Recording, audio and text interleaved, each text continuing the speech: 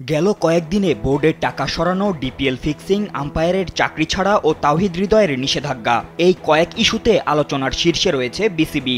একের পর এক বিতর্কে জড়িয়ে পড়া বোর্ড এবার সকল ইস্যুর সমাধান খুঁজতেই ডেকেছে জরুরি সভা।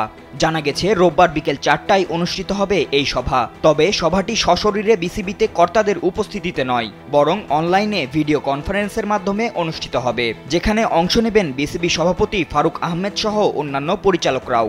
বিসিবির এক পরিচালক এই তথ্য নিশ্চিত করে জানিয়েছেন, সাম্প্রতিক সময়ে ঘটে যাওয়া বিভিন্ন বিষয় নিয়ে আলোচনা হতে পারে এই সভায়। এর আগে 24 মার্চ সভায় বসার কথা ছিল বিসিবির।